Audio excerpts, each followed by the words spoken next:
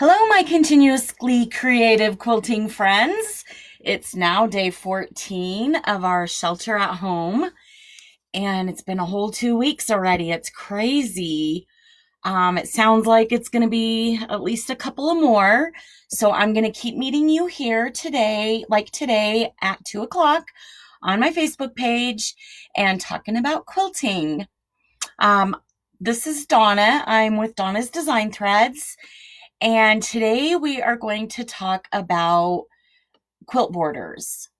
So oftentimes when you're making a quilt and you're following the pattern and they tell you how long to cut your borders to match your quilt. And I've often found that that is not always a good idea to go by cutting the border what the pattern tells you to, because there might have been a little variation when you were putting your quilt together and it may not be exactly quite the right size. So sometimes people will just, take their piece of fabric, make sure it's longer than the side of their quilt, and then just start sewing it on and cut it off at the bottom. And the problem with that is it's not always going to sew on evenly, and oftentimes it gets stretched. The border fabric will get a little stretched as you're attaching it to your quilt, kind of depending on which side you're sewing it on, everything. But what happens then is the border is longer, and when you lay it out flat, it kind of waves. It kind of has a little bit too much fullness, and that gets to be a real problem when you have your quilt quilted by the long arm quilter like myself. And so I see this often as a common problem. And it's always a challenge to try to get that extra fabric quilted into the quilt without getting any puckers or anything in it. So I want to go over with you today some really simple, easy steps that you can do to make sure that your borders get sewn onto your quilt correctly. And we'll also talk about some of the math involved, like how much, maybe you have a quilt that doesn't have borders in the pattern and you want to add borders to make it a little bigger so it'll hang down the side of your bed better. And so you don't know how much fabric you should buy to make the border for your quilt, depending on how big it is. So we'll talk about the math of that, and then how to cut the strips and get them sewn onto your quilt. So I want to show you this quilt. This quilt is a quilt that I pieced probably 5 years ago, and it's been sitting on my shelf waiting and waiting and waiting for the long arm quilter, myself, to quilt it. Sometimes I kind of feel like a plumber whose faucet always drips. Like, I make quilt tops as well, and I'm constantly, busy with sewing people's quilts that I don't always make time to sew my own. So hopefully maybe with this little bit of a break, maybe I can get some of my quilt tops quilted. So this is an old pattern, older, I guess. I don't know. It's called Swoon, and it's Thimble Blossoms. And like I said, it probably was from about 5 or 6 years ago. So I have it all pieced, and part of the reason too that I haven't quilted it is because I want to add borders to it. It ended up being 80 by 80, and we have a queen size bed that I want to put it on. And 80 inches just isn't quite long enough, especially down the sides. If you're sleeping in bed with another person, you're always kind of fighting over the blanket. So I wanted to add borders.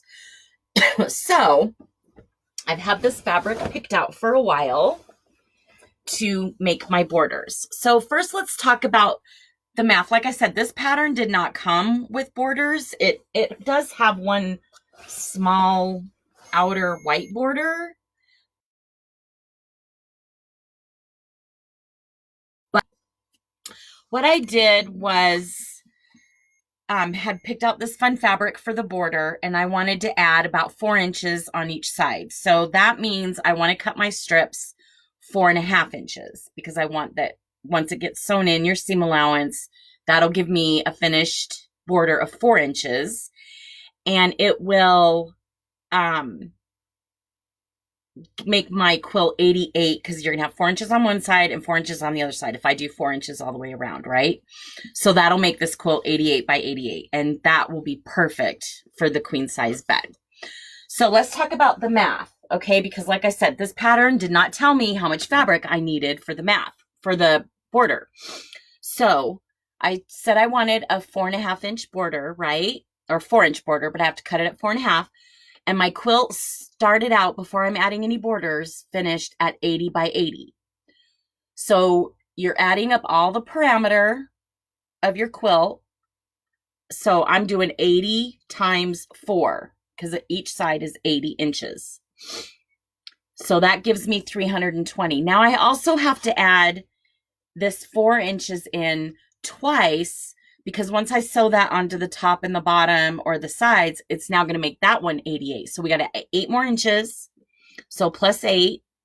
So that, oh, that said times. Okay, sorry. 80 times 4 plus 8. Okay, so that gives me 328 inches.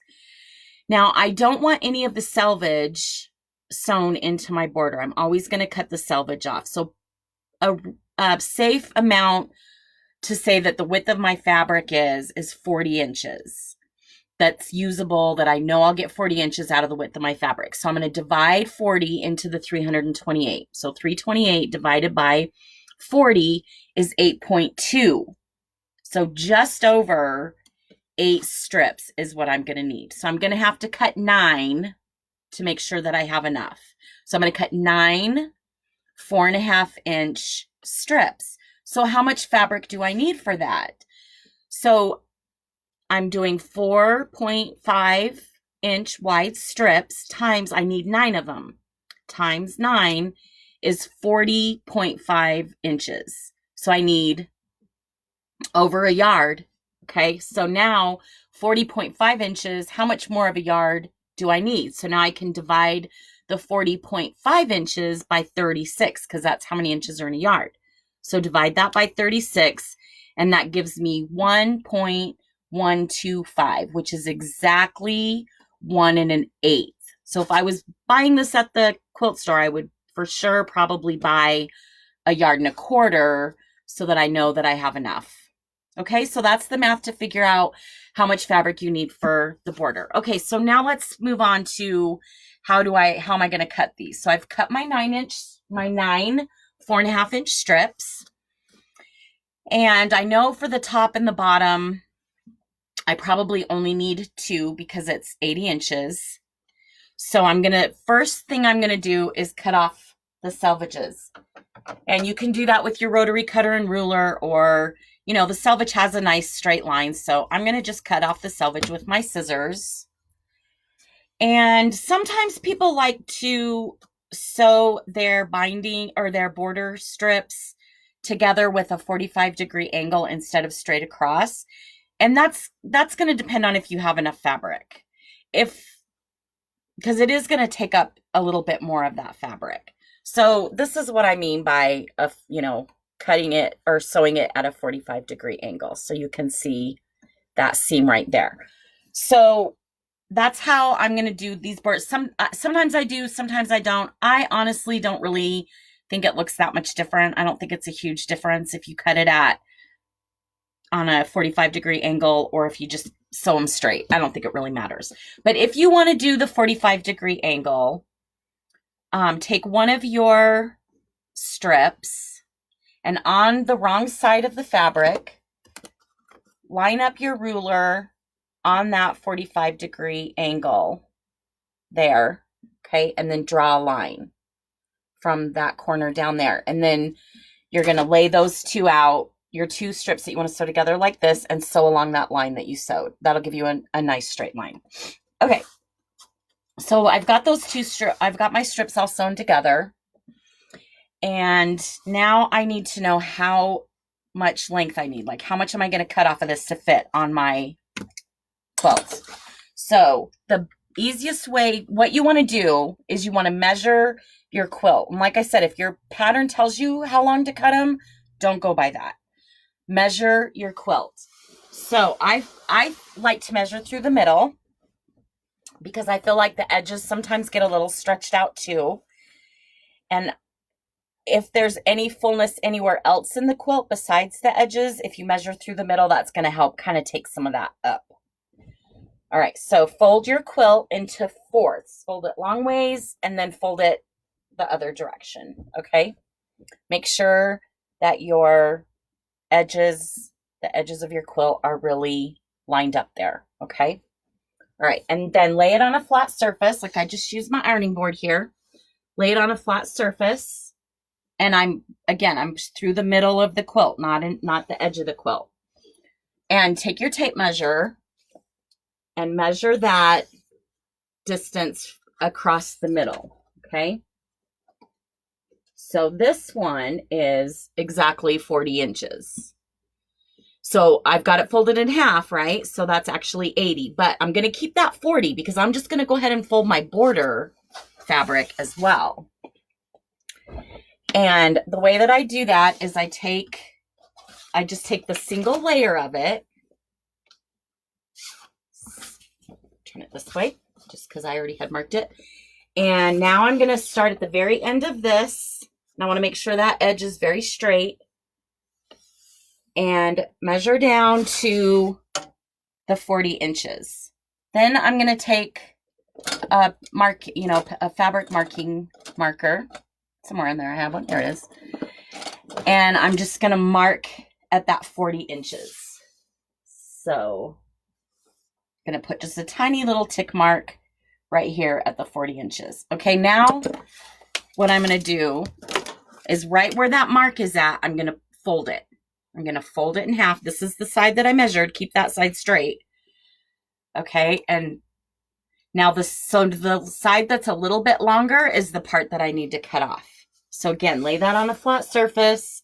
You can use your rotary cutter in your mat, or if you have your edges pretty straight, like I said, I'll just use my scissors and I will just cut that extra little piece off. Like I said, mine was like 80 inches, so that's all I had left over that one. It was pretty close. So now that I have it folded, I'm going to keep it folded. My edges are straight, and I'm going to use my iron and just put a little crease. Move this up here. So I'm just going to crease that halfway mark. Now I'm going to take both of these ends and bring them up. So now I have it folded in fourths. Okay, and I'm going to use my iron again to press a mark in the quarter way mark.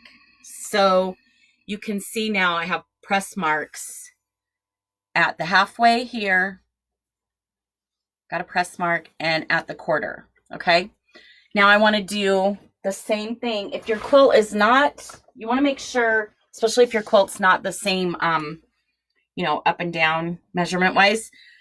But even with this, I want to make sure I'm going to go straight across from the edge that I actually measured. Okay, even though this one's square, it should be square. Who knows? Maybe it's not, right? So you want to make sure you do it to the one. So go up to the top of that one. And on this edge now, I'm going to fold it into fourths. And use my iron again. Okay, so I've got that folded in fourths. I'm going to press that center. And then the other side, so that's going to mark my quarter marks. So now I have these, and there's not even any marking, nothing I have to go back and erase, right? It's just press marks, okay? So I have those pressed in there where the quarter and the halfway mark are. So lay that out again. Now I'm going to grab my border and line up this press mark with this one and put a pin in it. I always want to pin at least those four places. I put a pin in the halfway mark, each quarter mark, and the start and the beginning and the end. Okay, so you've got those all pinned up. Now, if there happens to be a little bit of fullness in your quilt, then that's okay. If there's fullness in your border, like, this isn't laying flat and your border is bigger, looks like it's bigger than your quilt, you need to go back and remeasure, because your border should never be bigger than your quilt. So those are some little tips for attaching your borders correctly so that you don't have fullness and waviness and puckers when it gets quilted, and a way to figure out how much fabric that you need for it. The way that I showed you how to measure around the quilt, to figure out how much fabric you need for your border, that also works for bindings. So I hope you guys are doing well, getting lots of quilting done, and who knows, maybe I'll get this one quilted up and be able to show it to you guys soon. Have a great, fabulous Wednesday, and I will see you guys tomorrow at 2 o'clock. Be continuously creative. Bye-bye.